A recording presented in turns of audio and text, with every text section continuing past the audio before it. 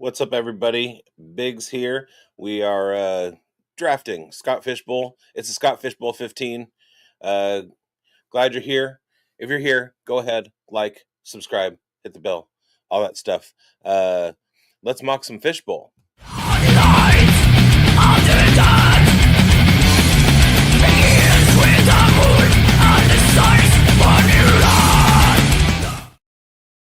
What is up, everybody? Welcome to Unhinged right here on the Undroppables Network. I am your host, Bigz. Getting some camera adjustments underway. It's been a big week.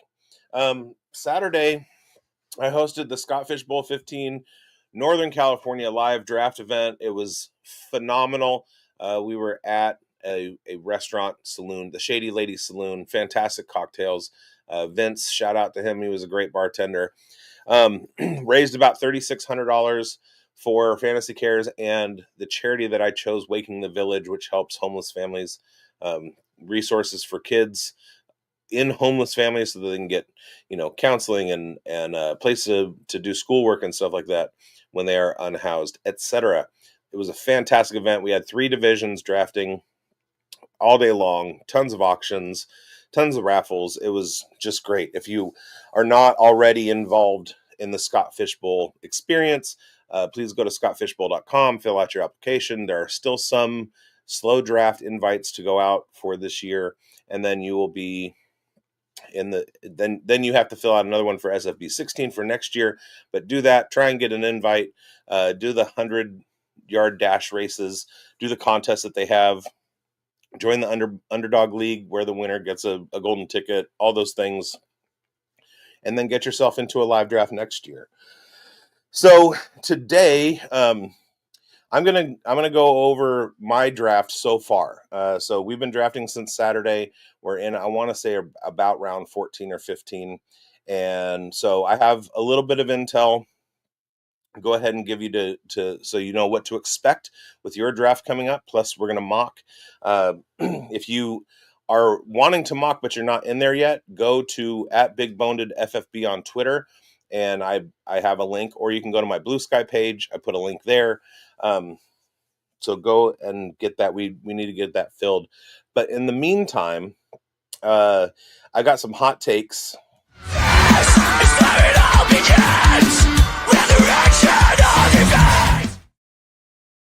Some overreactions.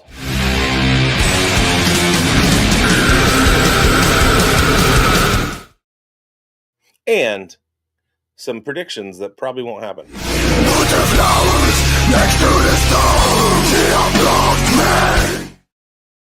All right, so as you can see here, this is my draft board. It's the California Redwoods division. California Redwoods are a defunct UFL team. One of the things I wanted to do when I was coordinating is I wanted to go ahead and pay homage to the former teams that are no longer around. So I know a lot of the divisions are like current teams, and the theme this year for Scott Fishbowl was sports teams. I know that a bunch of them are real teams. Most of the divisions did it, but I wanted to pay homage. So one of the teams is the San Francisco Demons from the old XFL. Got to see the Demons play down in Memphis, one of the coldest nights of my life. Former Cal great quarterback Mike Pulaski was the Demons quarterback, as well as the California Redwoods from the UFL. They started in 2009. League went belly up for a while until it rejuvenized a couple of years ago. And then the Sacramento Gold Miners of the Canadian Football League. So makes sense of that. Sacramento, California representing in the Canadian Football League. If that's not Unhinged, I don't know what it is. Okay, so when you sign up for the live draft, most live drafts, what they're going to do is you just go in to the little live draft page and you pick what draft slot you want. Some of them were letting everybody in, and then at their live draft event, they were going to re-roll to randomize the draft order. What I wanted to do, but I didn't get organized, was where you randomize, and then from that random order, you get to pick your draft slot. Because I think that picking your draft slot is very important, especially in a tournament like this. if you know that there's a third round reversal, and we pretty much assumed that there was. Scott made a little hay for a little while about, oh, maybe I'm not going to do it. But I picked the 10th position purely because of the third round reversal. When you have that third round reversal, you take away a lot of the advantage of the top 4 picks. And then when that third round starts, you know that at the 10 spot, you are at worst going to be drafting 3 out of the top 27 players. If you have the first pick, yes, you can take the top drafted player, but then you don't get another pick for 23. So you get 1 out of the top 24, and then you get a second out of the top 24, and then you don't get another one until the 36th pick. So you really lose out on the ability to read the board, adjust and pivot based on, what's happening. And I had to too. Jamie's first time watching. He just liked and subscribed. Thank you, Jamie. And I know that you're full of shit, but I appreciate you anyway, bud. So everyone has a plan until they get punched in the mouth. Very famous quote by Mike Tyson. And I had been in quite a few mock drafts up until this point. And in every single one of them, I was able to get one of Ashton Genty, Trey McBride, or Brock Bowers. And in one instance, I think I got both, or I got 2 of those. But then I kind of pivoted in my analysis. And so what I wanted was one of those 3. And then at the 203, I was going to take Travis Hunter, simply because of Travis Hunter's IDP points. Now, I kind of broke it down and looked at what a realistic... I kind of gave Travis Hunter a floor for his wide receiver points this year. And I figured that 80 targets was probably a good place to start. Now, he could get 100. He could earn 110. But I think 80 was kind of a realistic kind of impression. Well, if he has any kind of success on 80 targets, he's going to be ranked probably in the back end of the top 30. So anywhere from 24 to 30. That's based on wide receiver production alone. But then when you start to factor in the fact that IDP points in Scott Fishbowl give 2 points per tackle, 1 point per assist, 1 point per pass defended, and 6 points per interception, that raises Travis Hunter's floor a little bit. And if they're going to play him on 80% of defensive snaps, that's going to generate quite a few tackles. So if he's averaging 3 to 5 tackles per game, that's or 3 to 7 total tackles plus assists. That's putting him in the 8 to 9 points just on defense. Then you throw in an interception, or you throw in a pass defended, etc. And then on top of that, you give him 7 targets as a wide receiver, maybe 5 or 6 catches, 60 yards. We're talking about a guy who's immediately scoring 25, 30 points per game as his floor. That's without any spectacular things. That's without including touchdowns. That's without including pick sixes. That's without including interceptions.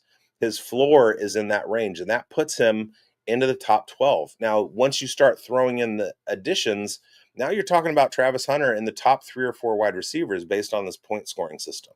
So whereas somebody has the ceiling to be able to be a top 4 pick, if I'm getting him with the 15th pick, I'm totally okay with that. And so I had Travis Hunter targeted.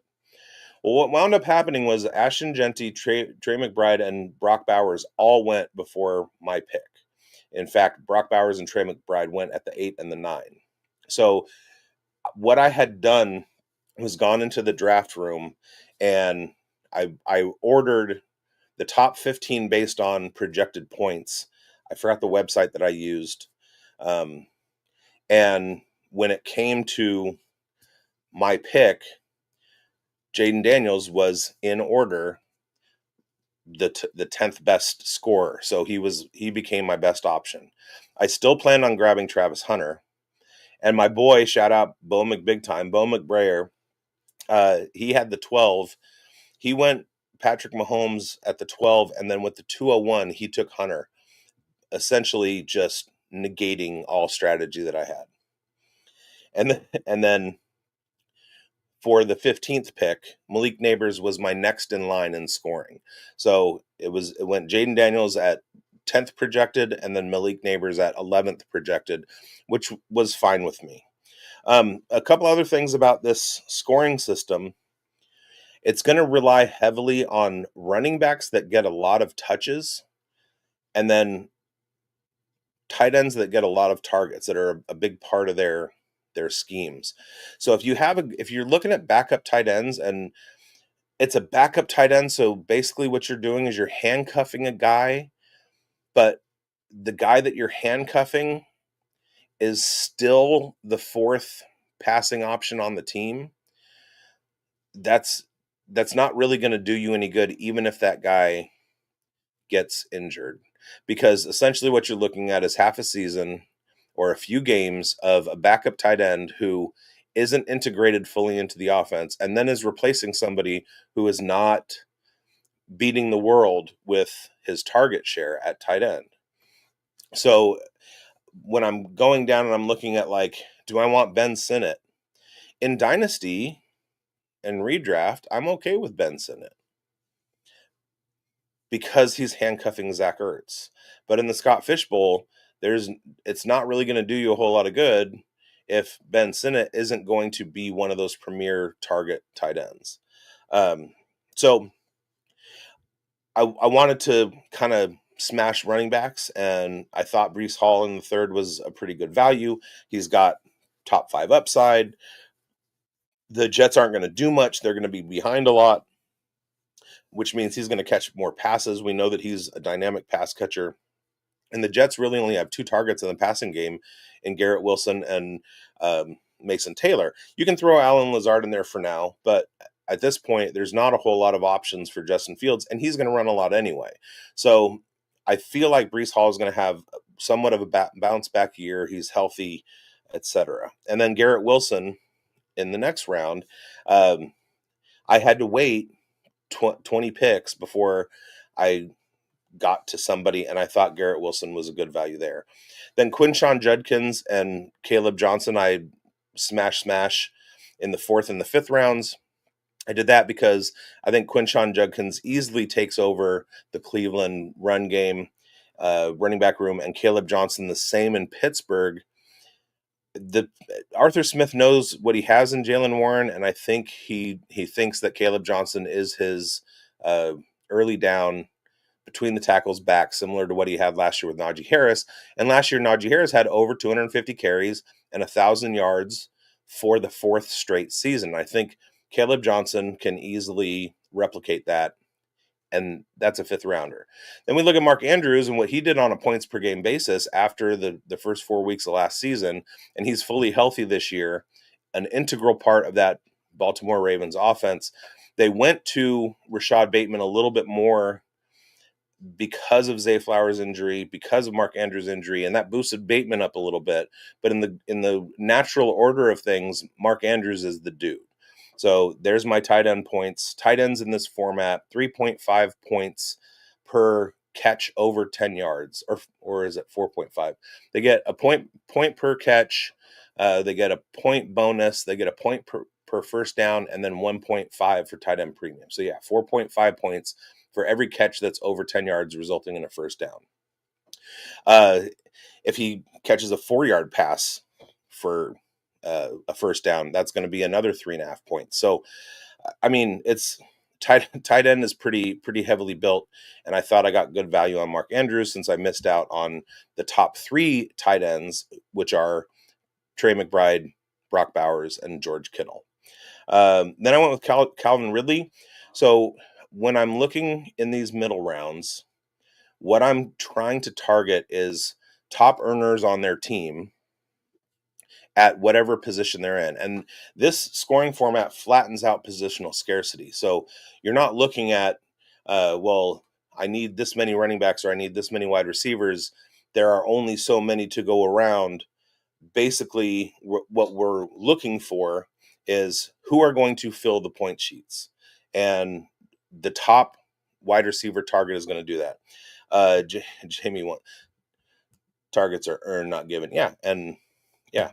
Aren't we going to do a mock? Yes, we're doing a mock, but this is a 2-part show, Jamie. Part A is draft strategy and showing what I did, and then part B is the mock. Plus, we need to get filled. So, are we filled yet, Jamie?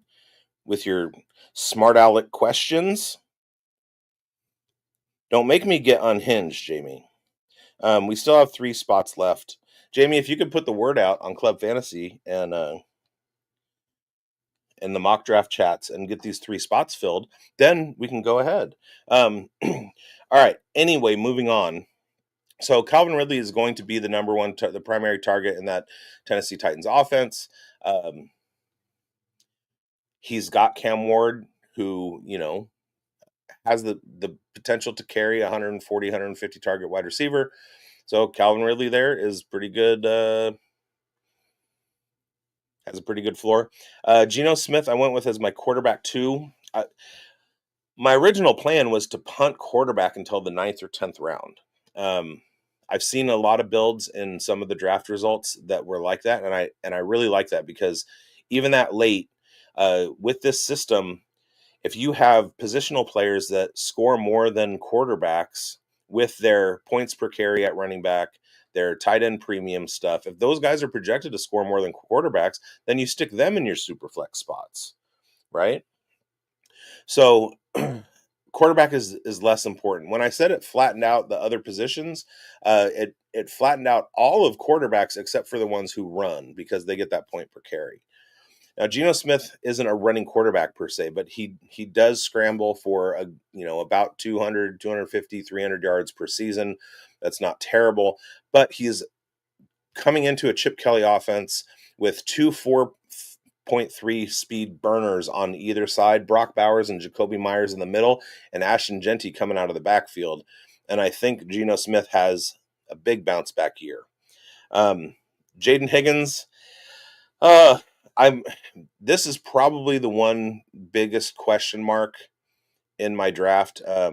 I love Jaden Higgins. I just don't know if he's going to do as much this year. I think Jalen Knoll is going to outscore him, just simply because of roles. I think he does a lot of the stuff that Nico Collins does, and as long as Nico Collins stays healthy, I think it kind of hurts Jaden Higgins' ceiling a little bit. And then I went with Tyjae Spears. He's going to be kind of a satellite back, which he'll get some catches and he'll get some first down points. But at the running back spot, that he was a little bit more dynamic, especially if something happens to Tony Pollard. If we look at what happened with Jahmyr Gibbs last year, David Montgomery went down, and Jahmyr Gibbs' points per game went from like in the 19 as running back 5 to 30 plus over that time, and runaway running back 1. So if something happens to Tony Pollard and Tyjae Spears does basically what Jahmyr Gibbs did last year, I'm not saying he's going to be 32 points per game, but he's not going to he's going to be pretty productive, especially as a 9th rounder. Hunter Henry was my next pick. I love his target share. He's always going to be good as long as he's on the field. Jackson Dart has running potential, and when we're in the 14th round, I'm totally willing to take a chance.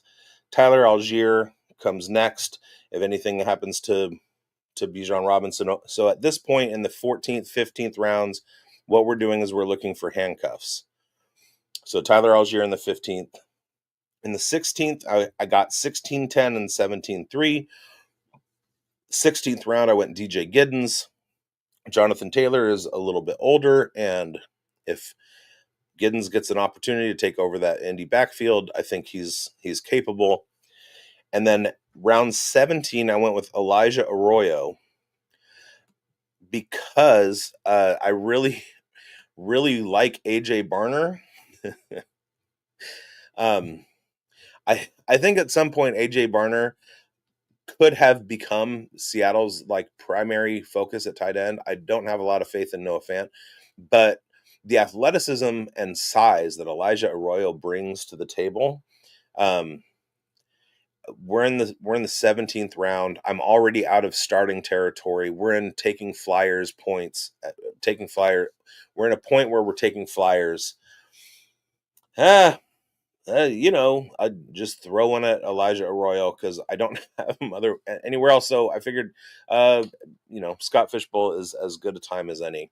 All right, we do have one spot left over for the mock draft. We're trying to get this filled. Let me see if in these comments I can do the invite. There it is. So if you're watching and you're not in the mock already, I'm about to post it in the comments. Let's get that filled up, get this party started.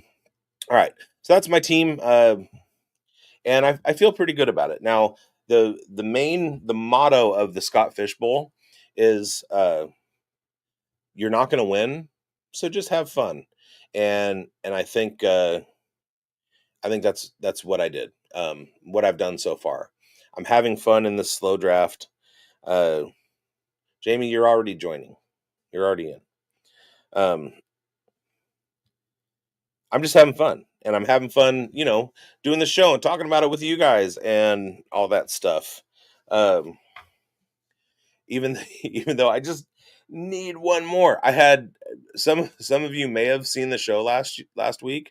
My plan was to do a Scott Fishbowl mock draft, and I didn't get it filled, and then my computer crashed like mid-show.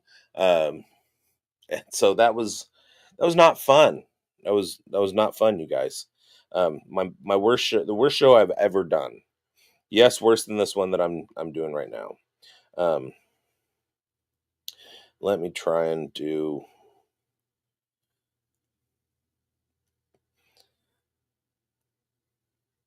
Need one.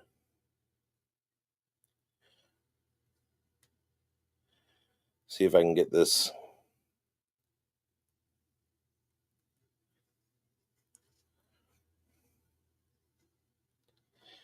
Dead air is great, right, guys?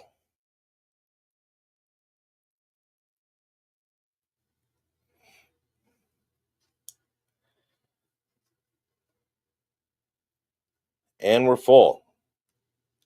All right, so we got first is blame Jesus. Blame Jesus. And blame Jesus goes with blame Jesus on the clock.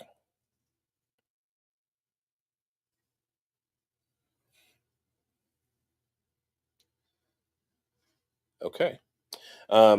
So blame Jesus is trying to figure out strategy at this point, it looks like. Who knows? I mean, that's a full minute. And I just want somebody to take Travis Hunter at the 101, right? Don't you guys want that? Don't you guys want to see that?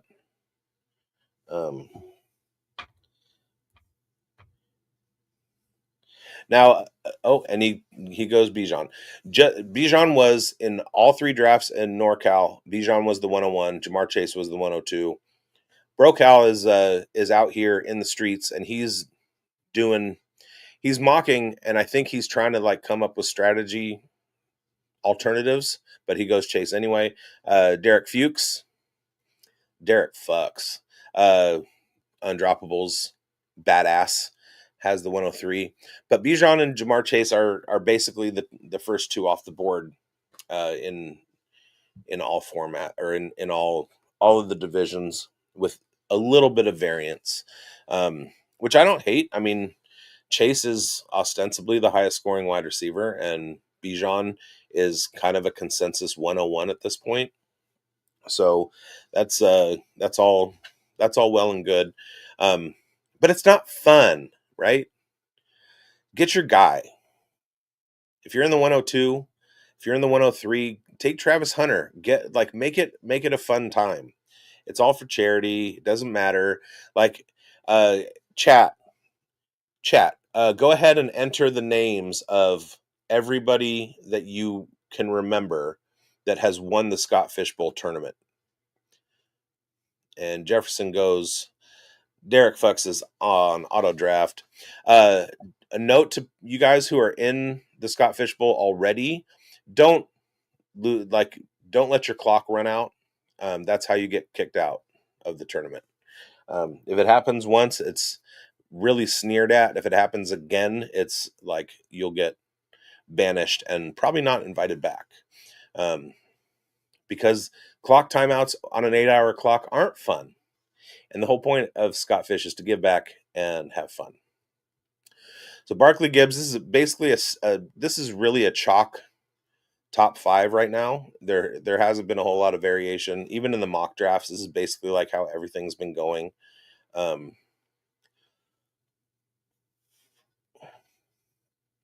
And Adam Lee is taking all of his clock time because he's probably trying to convince himself to take Bowers. Although if I'm him, I'm taking Genty. I have a sneaky suspicion that Ashton Genty. Oh, and he goes Amon-Ra. That's a little bit higher for Amon-Ra than we've seen. Ashton Genty is my sneaky RB1. Looking at the history of Chip Kelly running backs, looking at the history of Pete Carroll running backs, looking at what Genty can do production wise, I think he's an easy candidate to slip into that. He's going to finish top 5, period. But if the Raiders give him 300 carries and 60 targets, which they easily could do because that's not unprecedented with Pete Carroll and Chip Kelly offenses, he's easily the 101. And Love Tractor taking some time. Jamie can't believe he took Genty over Roshan. Well, that's what this show is all about. Getting unhinged, Jamie. Good for you. Love it. I can't believe it either. All right, and we're losing a clock on Love Tractor. Boop. And there goes Nakua, which, Duarte, you have an opportunity right here. Brock Bowers. Oh, CeeDee Lamb. Okay. So we still... Now, why couldn't this have been my board? Why could this not have been my board in Sacramento? I really wish that I had... Oh my God. I really wish that I had to make the difficult choice between Brock Bowers and Trey McBride, but you guys took that from me in Sacramento in my California Redwoods division. And that makes me sad because that's a great situation to have. It's like you have, you can only eat a steak or pizza. Make your choice. Like, no, don't make me choose. And Ricardo is all over the mock draft community, but looks like he's going to go auto as well, unless he comes back in here. And Derek Fuchs is back. How nice is it to lose your clock, and then when you come back and find you've been auto drafted, you have Justin Jefferson, right?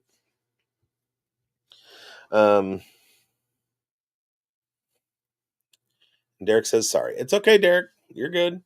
And Ricardo goes out. And Neighbors, no, what do you, Alan, no, you no, what is happening right now? The 112 just had the opportunity to go Brock Bowers and Trey McBride back to back. What? How is this? Trey McBride is still there. You guys, Trey McBride is projected to score more points in this tournament than did Jamie just get Genty and McBride? Are you kidding me? At the 107 and 2.6? This is crazy. I do like the Lamar Bowers. I mean, that's a good start. So Trey McBride is projected to score like 640 something points in this tournament, and Brock Bowers is right behind him at like 620 something. Lamar is one of the top 3 quarterbacks, but wow, that is Jamie. You can You can only dream of this.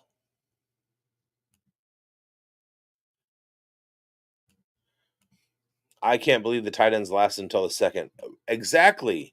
In my draft, they both got snatched, like pick 108 and 109. Yes, Jamie. Lucky for you, I'm not in this draft. You win. You win the draft already. Um, I shouldn't be so hasty. Let's see how it plays out. But okay. Now we did a mock draft yesterday over on Profiler Now Plus, Player Profiler, and I saw a similar theme in these top 4 or 5 picks. Guys double tapping in position. So we have Justin Jefferson and Drake London. We have Saquon Barkley and Josh Jacobs. I love that. Scott Fishbowl, you don't really worry about age cliffs, that kind of thing. I wouldn't anyway. Let me see if I can embiggen this draft board. Does that help a little bit? So Chase Brown at the 212, and then we go third round reversal, and the 112, the 12 spot gets to start off the third round. There's a little diversity in this build. We got Nico and Josh Allen, which that isn't terrible. That's a pretty good start.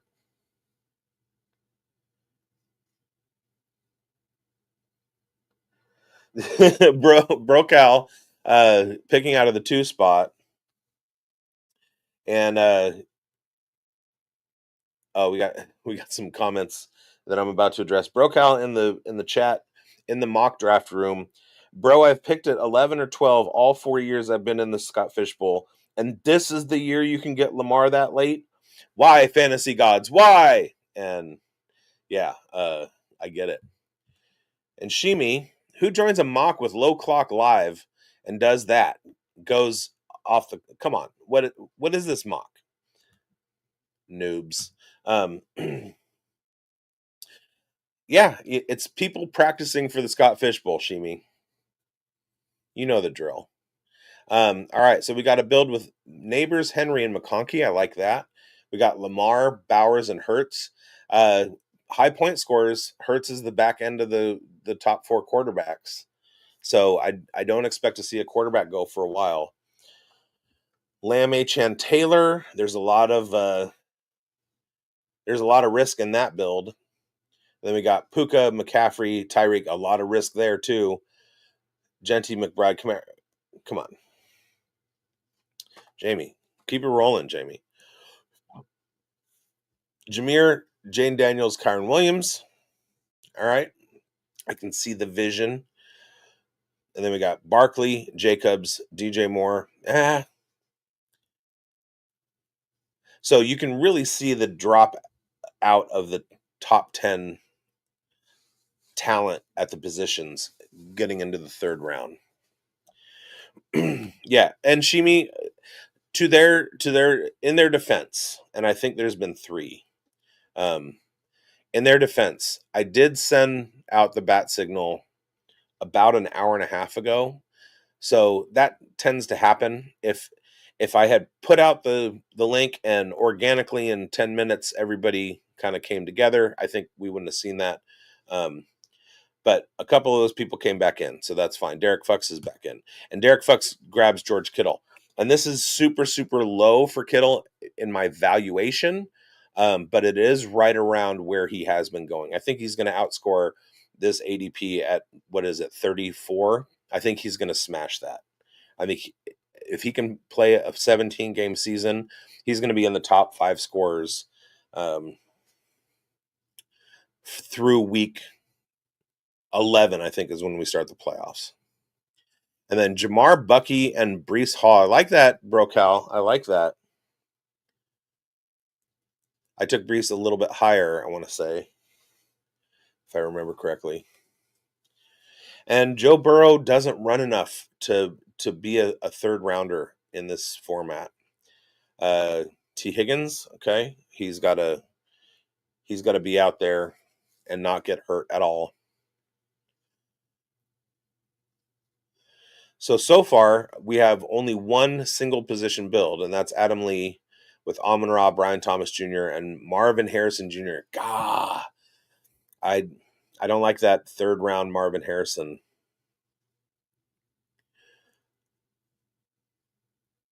Of course, what were the options? I'm not looking at the queue. I'm just kind of reacting to this. James Cook. Okay, bro, Cal. I see you.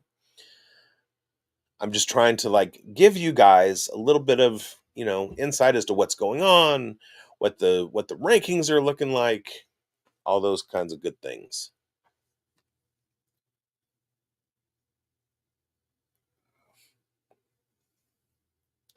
And PJ Hof in the comments in the chat in the draft room says won't happen in the real deal though. LOL. I have 3 live boards right now, and he was referring to Lamar going that late based on Brocal's comments. Lamar in one of the divisions went at the 104. That was in the San Francisco Demons division.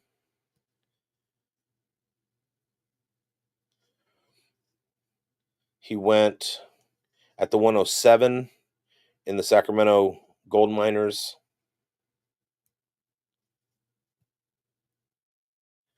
And then he went 111 in California Redwoods. So it does happen. There it is kind of a mixed bag. And Jamie says, I don't like the Chase Brown, Burrow, Higgins triple stack in this format this early. Yeah, the stack that I'm looking at is the Las Vegas Raiders in week 17. So week 17, if you make it to week 17, just like in underdog, just like in best ball tournaments and stuff like that, when you make it to week 17, you want like an outlier stack. And in week 17, the Las Vegas Raiders play the New York Giants. The New York Giants won't have anything really to play for. The Raiders, if everybody is healthy in week 17, will have a ton of weapons out there. And so in best ball, that's the stack that I'm looking for week 17 results. And in the Scott Fish Bowl, I mean, that could be the game winner. You got Brock Bowers, you got a full year of Dante Thornton, you got Trey Tucker lighting it up, you got Geno Smith, you got Ashton Genty, like Jacoby Myers. I love it. All right, so Ricardo takes his first tight end with Sam Laporta. We get a mini run of wide receivers. Devontae Smith, Xavier Worthy. Devontae Adams in the 5th round is nuts. So I would have taken him over DJ Moore in the 3rd. Travis Hunter in the 5th. That is crazy. And because of the ADP in the sleeper mock draft, I always lose the script on where Travis Hunter is sitting. He would have been, I totally forgot him after the 203. So he should have gone in the 2nd or 3rd round. And there's a bunch of drafts in which he's done that. Joe Mixon is good value in the 5th. I don't like Omarion Hampton. I don't think he's ready. I think Najee is the lead back, and I think he does well enough. Like, look, everybody bags on Najee Harris. But you can't argue with the results. 4 straight seasons of 250 plus carries and over 1,000 yards. If the Los Angeles Chargers are any closer to providing goal line and touchdown opportunities to a big between the tackles running back and Najee Harris, like how long did it take for Najee Harris to score his first rushing touchdown that last year? What if this Chargers team has him butt up against the goal line 2 or 3 opportunities every game beginning in week 1? Najee Harris absolutely explodes. And we know that's why they brought him in as a free agent. Omarion Hampton was just a gift, and he's going to be the backup. Najee Harris outscores Omarion Hampton in 2025. And Harris is still on the board. And there were 6 running backs coming off after Omarion Hampton.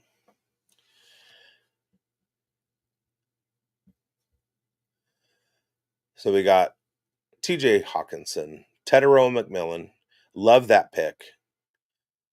Derek Fuchs, auto-drafted, and I think he's come back pretty strong with Jackson Smith and Jigba, Tedero McMillan, George Kittle, Drake London, Justin Jefferson. That's a fantastic team. There was a prompt that went out on Twitter today. Who is your sneaky entrance into the top 12 at wide receiver? And I said Tedero McMillan. Then we get Pickens off the board. I don't know how much I like Pickens in this format. I do like he's going to be a downfield threat, and I do like the potential for every time he makes a catch, most likely it's going to be a first down, plus he gets the 1 point. So 2 points for every Pickens catch plus yards. I think I like that, but that one's hard to kind of project. Yes, this is fantastic build. Starting with Jamar Gibbs, then going into Jaden Daniels. I love that so much. And then Kyron Williams, I'm not so high on, but Kenneth Walker, Quinshon Judkins, who I love. He's the best player on the Browns, I think, besides on offense. And then RJ Harvey. I'm not sold. I'm not huge on RJ Harvey, but again, I don't know who's out there in the queue in the draft board. Do I like Harvey more than Pacheco? No. J.K. Dobbins signing was kind of a red flag on Harvey to me, especially in redraft. Dynasty is a different story. Travion, do I like him better than Harvey? Yes. And then we've got another build, but this one's on legit auto draft. Waddle goes. Jordan Addison, I'm not. I think Ty Felton outscores him this year. Yeah, I said it. That's a flag plant. Jamie knows I say crazy shit all the time. And I don't know where I come up with it. It just comes out of my brain. Sometimes I'm wrong. A lot of times I'm right. I was right on Malik Neighbors. I was right on Lad McConkey. I was right on Brock Bowers. I was wrong on Jerry Jeudy last year, but I'm going to be right on him this year. Cedric Tillman is too much of a force. And Jamie Pirog says, why aren't people talking about the Addison possible suspension? I don't know. And that's what I'm saying is like he could possibly be suspended. He's got pending court cases, and Ty Felton is good. As soon as Ty Felton gets the opportunity to be wide receiver 2 in that offense, he's going to go off. Jameson Williams at the end of the 6th is crazy value. Love it. Especially when you get into the playoffs and you're kind of in a best ball format. I love that. So if you haven't played Scott Fishbowl before, this is how it works.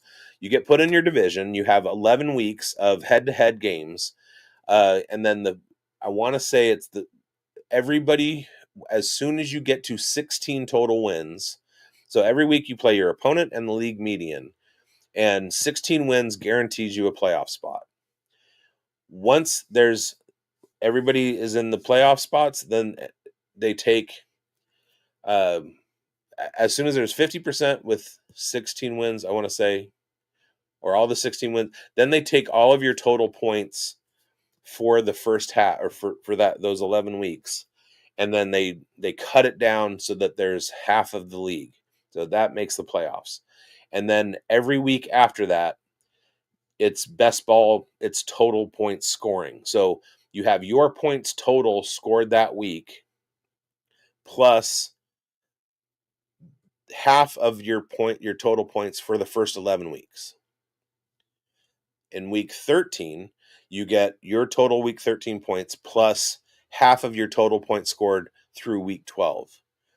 And there are points cut off. So if you don't score 180 points, then you get slashed and you're out of the playoffs. And then it gets to, okay, Jamie wants us to watch this fire pick, and he takes Justin Fields. Yeah, that's we'll talk about this in a second, Jamie, because holy crap.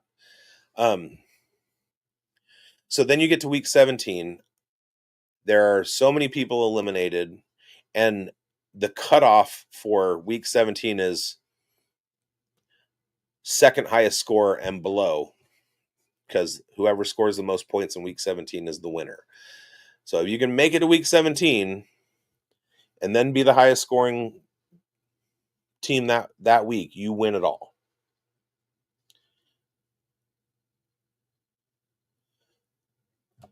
Yeah, okay. Also got the Garrett Wilson stack. So at this point, we're looking at Jamie Pirog's team. Ashton Genty, Trey McBride, Alvin Kamara, Garrett Wilson, Travis Hunter, Travion Henderson, and Justin Fields as his first quarterback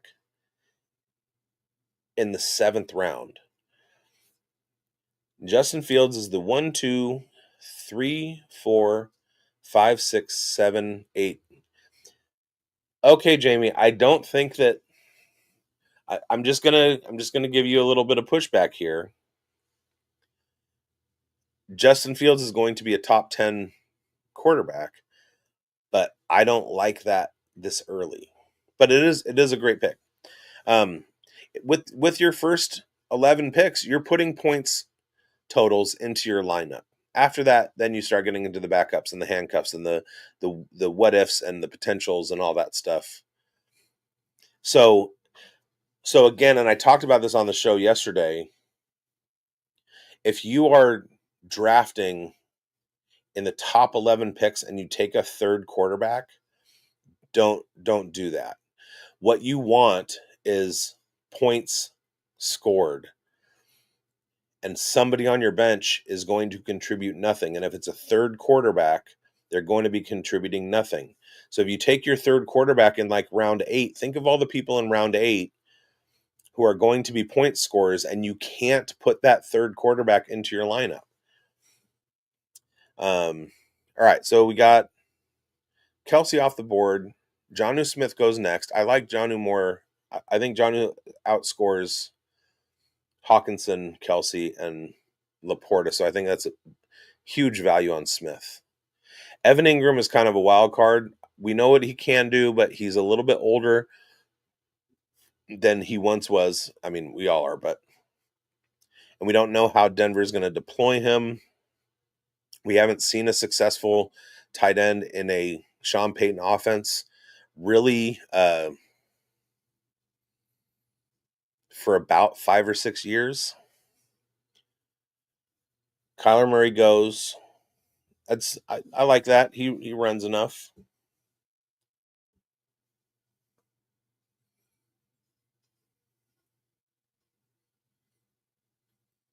All right, we were rolling along pretty good. So Brocal with David Montgomery, James Cook, Breece Hall, Bucky Irving, and Najee Harris, Hawkinson and Ingram. That's getting it done. And then Jamar Chase's points on top of that. That's a pretty strong team.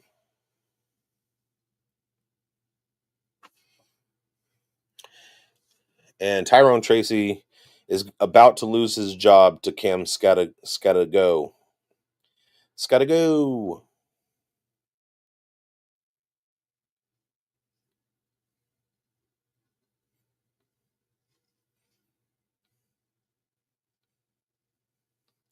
All right, and then we get Caleb Johnson. I love this team.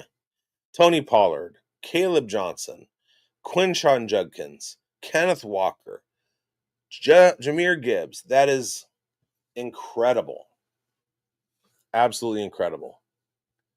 And Jane Daniels. Like, that is such a great build. Now, RJ Harvey, again, went a little bit. What we have to look at is the fact that Jahmyr Gibbs is, he's going to outdo his touches. Like, Jahmyr Gibbs scores enough points per touch that he doesn't rely on volume. Kyron Williams relies on volume. Kenneth Walker relies on volume. Quinshon Judkins will rely on volume. RJ Harvey will also rely on volume, but his volume is going to be split with J.K. Dobbins taking a bunch of that. Tony Pollard, another volume guy. Caleb Johnson, another volume guy. So I love that. And then Jacoby Myers, Khalil Shakir, that's an underrated like clip in the 7th and 8th, simply because Myers has the potential to get back to 100, 110 targets, which is super important. And Khalil Shakir, like, I mean, he's going to be, what do they bring in? Josh Palmer, Keon Coleman, like, makes a huge jump. I like the consistency of Shakir to repeat itself more than I like the other options that Buffalo has. And then Mandrews in the 8th, that's crazy value. Cam Scattergo, Scatabo. That's I have a feeling that with his draft capital and his ability, he overtakes Tyrone Tracy fairly early. Now, here's the thing about the New York Giants. Brian Daboll is in a very precarious position. Giants fans are not going to want to watch him lose with Russell Wilson. But if that and if they lose with Russell Wilson, he's getting fired. If they lose with Jackson Dart, Cam Scatabo, Theo Johnson, he's going to get fired. So throw the kids out there. All right, Cooper Kupp, Jalen Warren. We're coming to the end of the 8th round.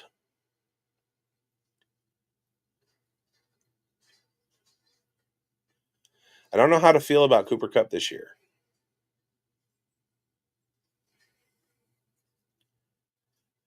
I feel like he's kind of in a similar spot to Jalen Naylor was in Minnesota last year. Travis Etienne, love it. A lot of people have completely written Travis Etienne off. Oh, well, he's got Tank Bigsby. They drafted Bashal Tutin. They're going to try and move on from him. Travis Etienne he was hurt last year. He's going to have a fully healthy season. He's in a Liam Cohen offense, and he's in a contract year.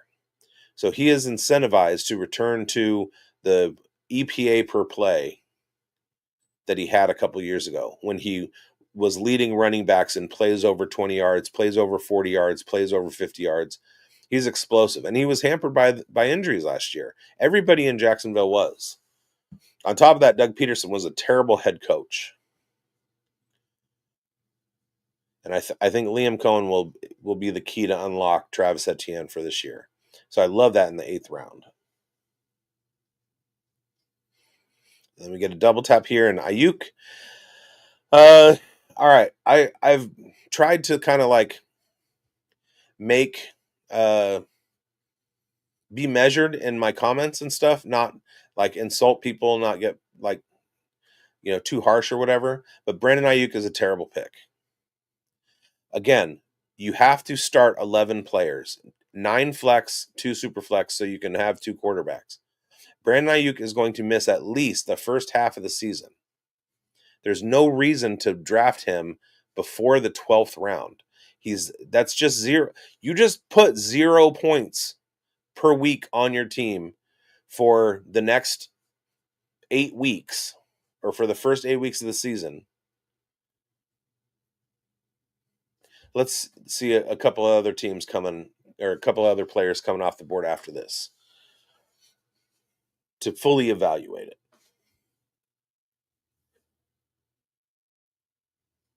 All right, so then Njoku, which is fine. He has top 5 ceiling. Okay, so you didn't have a second quarterback, and Justin Herbert went off the board.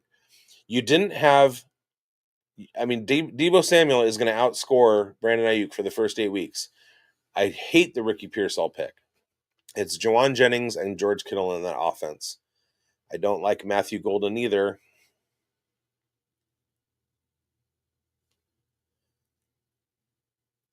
Yeah, and Jamie points out, then there's only 3 weeks until the playoffs after Ayuk returns. You could have taken Goff and gotten Goff's points. You could have taken Josh Downs and gotten Downs points. So again, you guys, when you go into your draft, you have to consider things like Ayuk is not going to be doing anything for you. What if you miss the playoffs because you drafted Ayuk and he doesn't, you lose like 8 straight weeks in a row because that's another player, or that is a spot in your lineup that could have used 200 points and Ayuk brought you nothing. Jared Goff, shout out NorCal, hashtag Nevada boys, second best football player born in Nevada.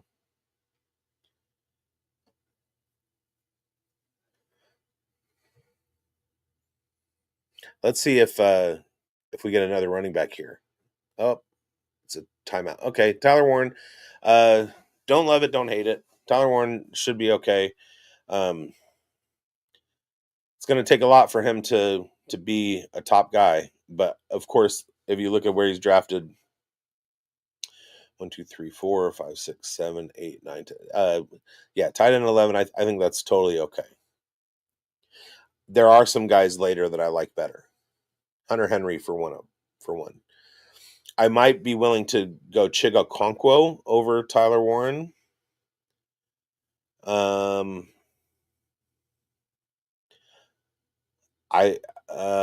Who else?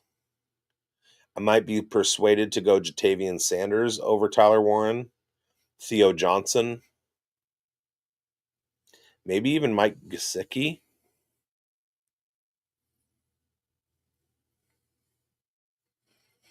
So yeah, that's you're drafting a guy, and granted it was an auto pick, but that was where the cue was. You're putting people into your lineup right now.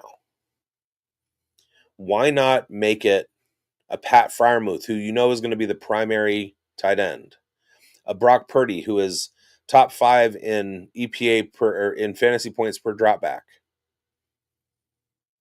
who runs, or Tucker Kraft, who is probably the tight end 1 on that team. Why would you put somebody into your lineup who there's no guarantee that he's going to even have a good rookie season and be, the guy? Now, I like the Tyler Warren pick more than if he had taken Colston Loveland there.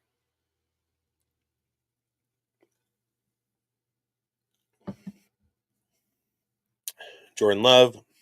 We got some Packer love. 3 Packers go off the board in 5 picks with Jaden Reed, then Tucker Kraft, and then Jordan Love 2 picks later. Packers are hard to read. I like Jordan Love, but I have been trading him away in Dynasty. And I'm not a big fan of their whack-a-mole. They're one of those whack-a-mole teams where there's not a lot of clarity in who their spearhead is going to be. Darnell Mooney, it's a good 100 targets. I was right on Darnell Mooney last year. I told everybody, hey, he's back. Prescott, I love Pittman. I don't love Pittman. I don't know why I just said that. Ramondre is going to lose his job to Lan Larison. I mean, Travion Henderson. But Lan Larison. Trey Harris, I don't know if he's going to get the volume to be a top 11 guy. CJ Stroud, that's fine. Get your quarterback. I think he has a bounce back year. Caleb Williams, okay. I think I love Trey Harris's yards per route run, but I still think that it's Ladd and Quentin Johnston.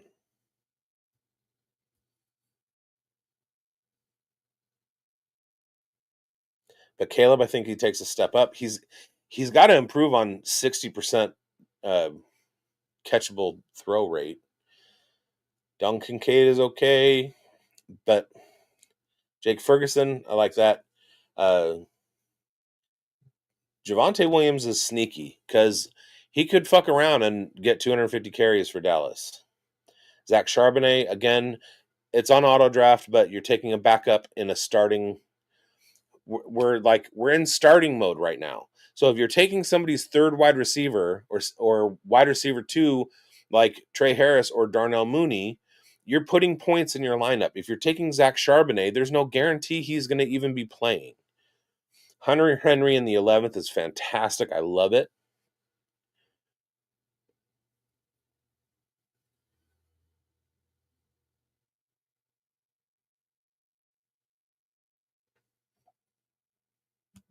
People on the board are getting thin. Yeah, I know. But look, you just had Joe Mixon go. Joe Mixon is starting running back.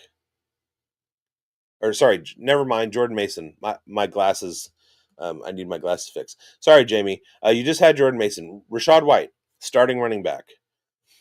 Kyle Pitts, worth a flyer in the 11th. He's the starting tight end.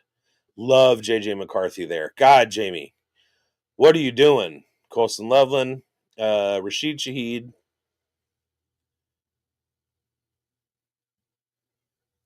Drake May, love that too. Derek Fucks.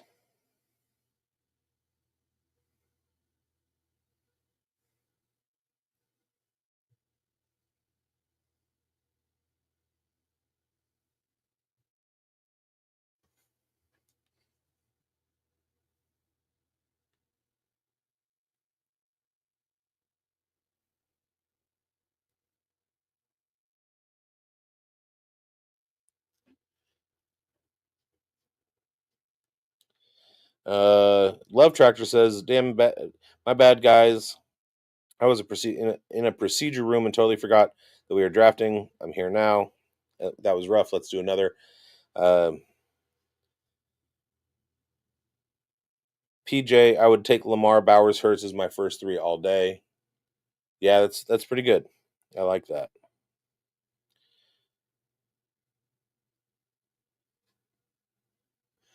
All right, Ibuka goes. I like that. Although Derek, a 0 RB build, I don't know how well that flies in this format. It would take going back through this draft board and kind of seeing like what running backs were available at the picks that you were making,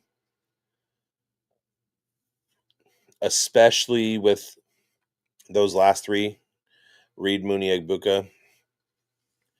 All right, and J.K. Dobbins have finished out the 11th. Him being taken so far after R.J. Harvey, I like that. All right, so if I'm looking at these, out of the 1 spot, we got Bijan, Chase Brown, Joe Burrow, T. Higgins, Aaron Jones, DeAndre Swift, Jonnu Smith, Jawan Jennings, Pat Freiermuth, Brock Purdy, J.K. Dobbins. I like everything about that except for I don't know if I had gone Chase Brown there. Chase, Irving, Hall, Cook, Montgomery, Hawkinson, Najee, Ingram, Kraft, Love, Jaden Blue. Again, in those top 11 picks, you cannot take somebody who is not the starter or a wide receiver 2 or 3. Jefferson, London, Kittle, JSN, Mahomes, McMillan, Olave, Kyler.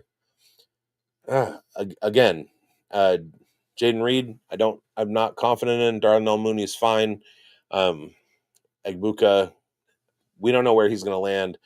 I mean, if Mike Evans gets hurt in the preseason, then it's Egbuka time. Barkley, Jacobs, DJ, Connor, Sutton, Pickens, Ridley, Tracy, Diggs, Prescott, May. I like everything about that except for the Tyrone Tracy spot. Gibbs, Daniels, Kyron, Kenneth Walker, Quinshon Judkins, RJ Harvey, Tony Pollard, Caleb Johnson, Tyler Warren, Pittman, and Shaheed. Yeah, that's okay. I'll quibble on the RJ Harvey. Not a huge fan of Pittman, but other than that, I don't have much to say about that. Amon Ra, BTJ, Marvin Harrison Jr., Hampton, Mixon, Pacheco, Myers, Shakir, Goff, Ramondre, Loveland. I don't like the Loveland spot. Ramondre is going to lose his job. Genty, McBride, Kamara, Wilson, Hunter, Travion, Justin Fields, Mark Andrews, Josh Downs, Trey Harris, JJ McCarthy. I love everything about that except for Trey Harris.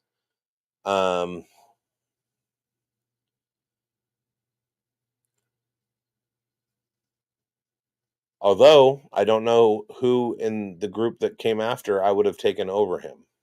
So yeah, I like the Jordan Mason option. But yeah, other than that, it was like fairly fucking flawless, Jamie. Good job. But but that's okay because I'll get Roshan later. And don't forget about Kendra Miller. All right. Puka, McCaffrey, Hill, McLaurin, Devontae, Waddle, Brian Robinson, Cam Scatabo, Matthew Golden, CJ Stroud, Kyle Pitts. This is a sleeper team, you guys. This is a team that if this is the kind of team that I drafted the last couple years to extremely mixed results. If everything works out, this team is going to smash and they're going to make the playoffs. But if a couple of things that could go wrong do go wrong, they're dead in the water, and that's what happened to me last year.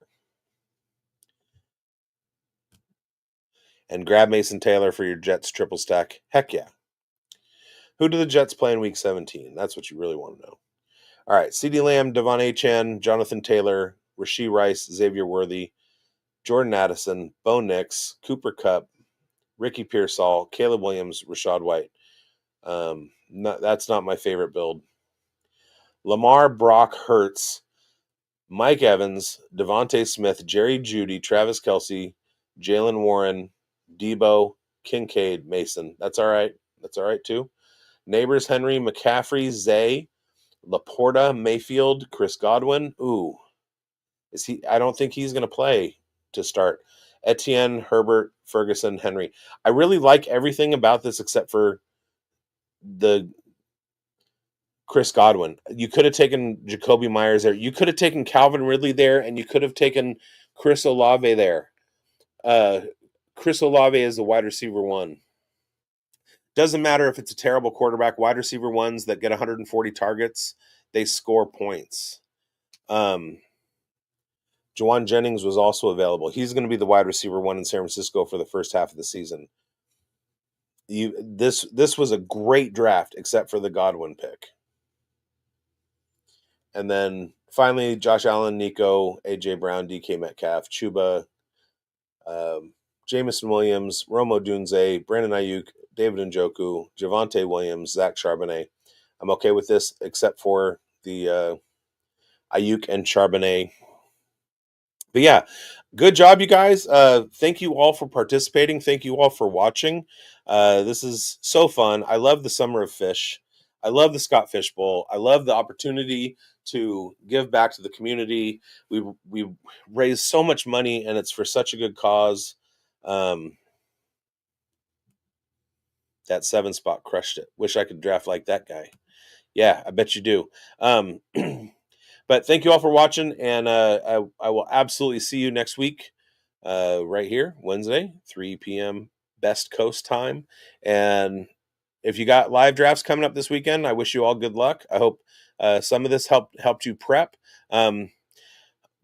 So the two things that you need to take into your live draft, number one, you always have a plan until you get punched in the mouth. Nothing that happens in these mocks really stays chalk. And then be ready to pivot. And also, you're not going to win the Scott Fish Bowl, so just have fun. Go enjoy the community. Bid up stuff in the auctions. Buy raffle tickets. Commiserate with your homies. Things like that. So do that. Thank you. Appreciate the draft. Thanks, Nate. Thank you all for watching, and I will see you next week. Bye.